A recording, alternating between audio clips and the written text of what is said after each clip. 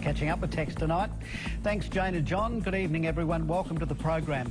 Later, we reveal Adelaide's rate-busting mortgage beating the banks by a whole 1%, and TV's MasterChef and its effect on the economy. But first, we consume it every day with the reassurance from our health authorities that it is doing us good. The truth is, fluoride is a poison, and adding it to our drinking water is an evolving social experiment started 40 years ago. Now one of the world's top fluoride experts has issued a grim warning about what it could be doing to our health and that of unborn children. Yet as Frank Pengello reports, you'll get a different spin from dentists and health bureaucrats. We consider that as a poison. Why should a poison be in drinking water? The poison is fluoride. It's there because government health bureaucrats and dentists tell us it's for our common good, for reducing tooth decay, and at levels which won't harm you. That doesn't wash with Professor A.K. Shashila. They should realise it's a poisonous substance.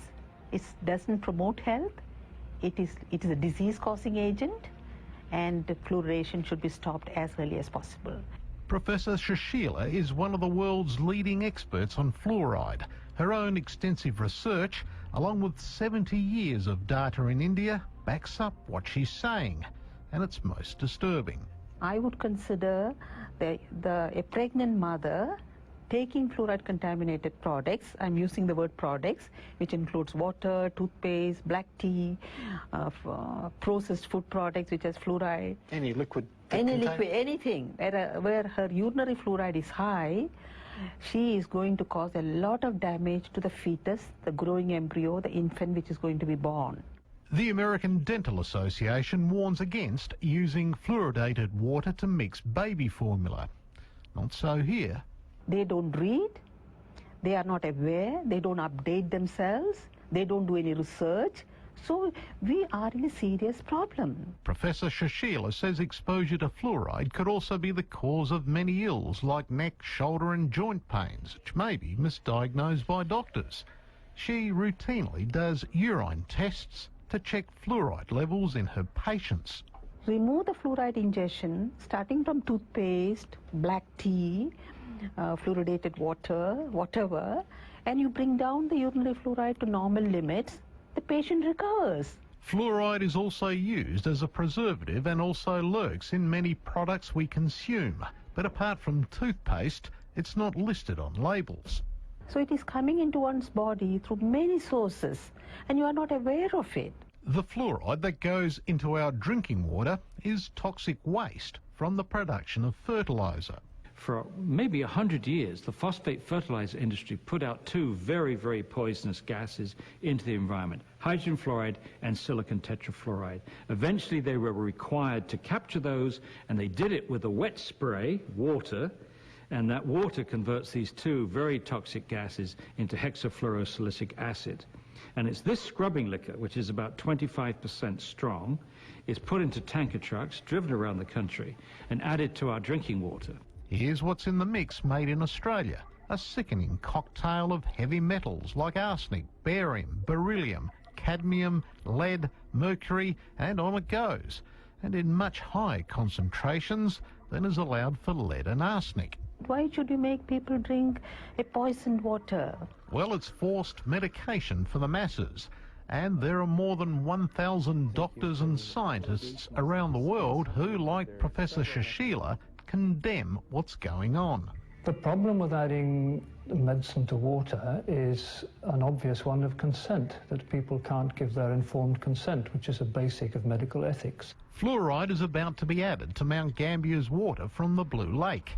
Alex Young is livid. He's collected a petition of more than 6,000 signatures against the move, or a quarter of the town, which has been ignored by the state government.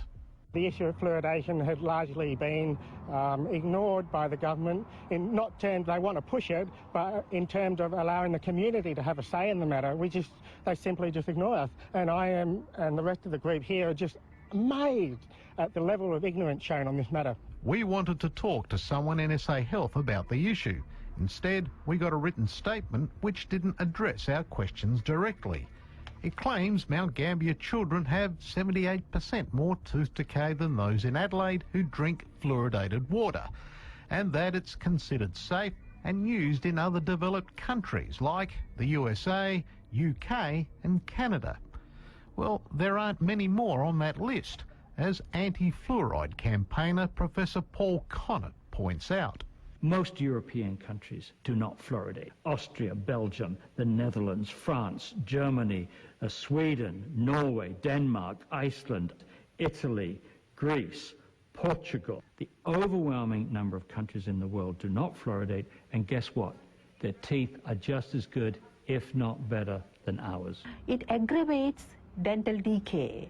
The tooth gets pitted, perforated, it gets chipped off, it breaks, and also at a much younger age, the people will become edentulous, means they will lose their teeth. The anti-fluoride movement says while there's ample evidence to support what they're saying, governments still refuse to listen or fund research to study the impact it has on health. The real culprit here is these bureaucrats who are spinning the information before it gets to the decision makers. And that's what's outrageous. We expect, I think, politicians to spin, but we shouldn't expect civil servants to spin. A mistake? Yes, of course.